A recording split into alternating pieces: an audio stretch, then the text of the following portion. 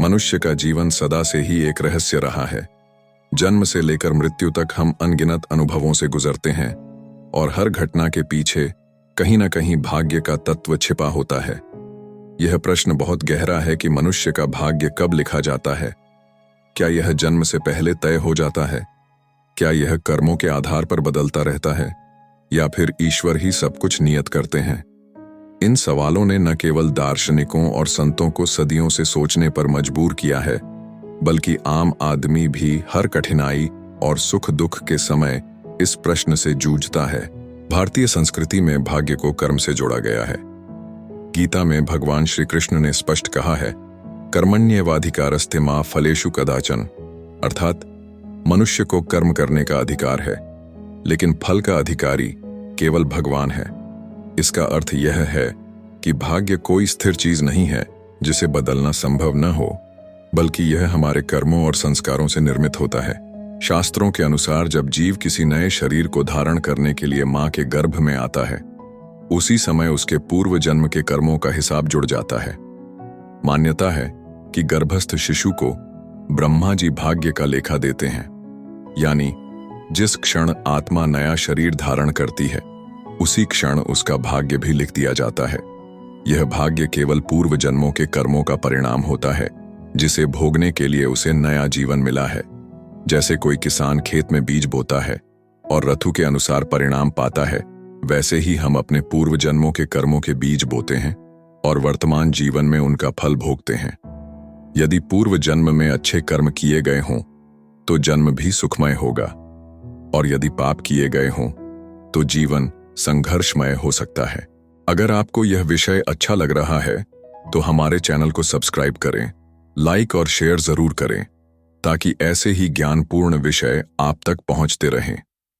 जन्म के साथ प्रारंभ होने वाली यात्रा, जब बच्चा इस संसार में जन्म लेता है, तब से ही वह अपने भाग्य की यात्रा शुरू करता है। लेकिन यह मान लेना गलत होगा कि केवल भाग्य ही सब कुछ नियंत्रित करता है। मनुष्य के पास पुरुषार्थ यानी प्रयत्न की शक्ति भी है। यदि केवल भाग्य ही सब कुछ होता तो फिर प्रयत्न का कोई मूल्य नहीं होता। यह जीवन इसलिए अद्भुत है क्योंकि यहां भाग्य और पुरुषार्थ दोनों का संगम होता है। उदाहरण के लिए, दो लोग एक ही परिस्थिति में जन्म लेते हैं, लेकिन दोनों का जीवन अलग दिशा में जाता है। एक संघर्ष करके ऊंचाइयों को छूता है, जबकि दूसरा हार मानकर साधारण जीवन जीता है। यह भिन्नता भाग्य और पुरुषार्थ के संयोजन से ही उत्पन्न होती है। विवाह और भाग्य का संबंध। भारतीय परंपरा में विवाह को भी भाग्य से जोड़ा गया है। कहा जाता है कि जीवन साथी वही मिलता है जो पहले से लिखा होता है। विवाह न केवल दो व्यक्तियों का संगम है, बल्कि यह दो परिवारों का भी मेल है।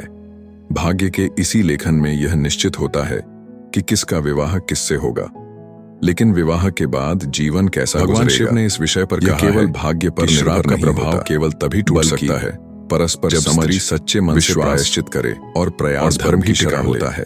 कभी-कभी लोग कहते हैं कि अमुक व्यक्ति का जीवन साथी न केवल मन शुद्ध में लिखा था, बल्कि पिछले जन्म के कर्मों का दोष भी। इसका कारण यही है कि भाग्य केवल प्रारंभिक मार्ग दिखाता है कि हमारे यात्रा को सफल बनाने का कार्य हम स्वयं करते हैं। करवा चौथ। यदि आप भी मानते हैं कि जीवन में भाग्य और पुरुषार्थ का संतुलन आवश्यक है, तो केवल हमारे चैनल को सब्सक्राइब करें, कर्म दोष को मिटाने का साधन करें।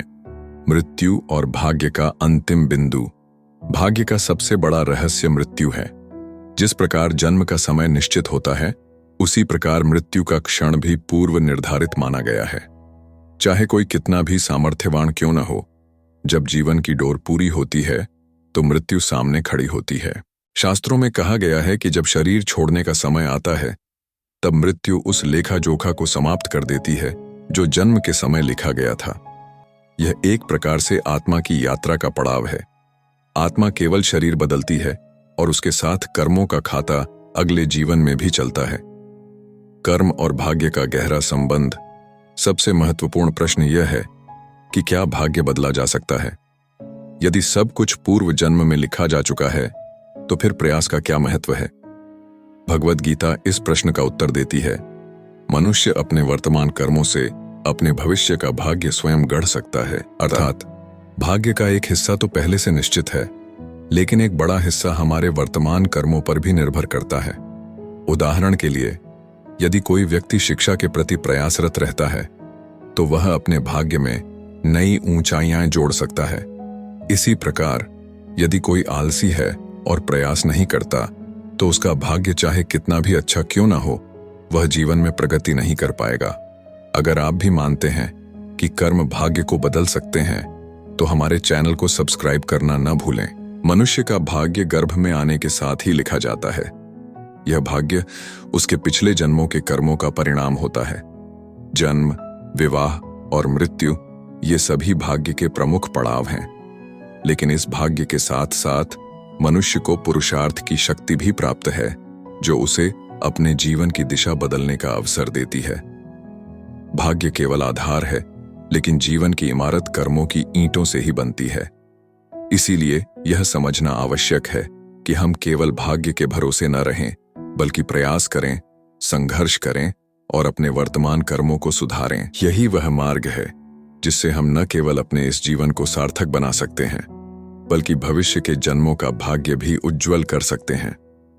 यदि आपको यह लेख उपयोगी लगा हो तो कृपया लाइक करें, शेयर करें और हमारे चैनल को सब्सक्राइब करें।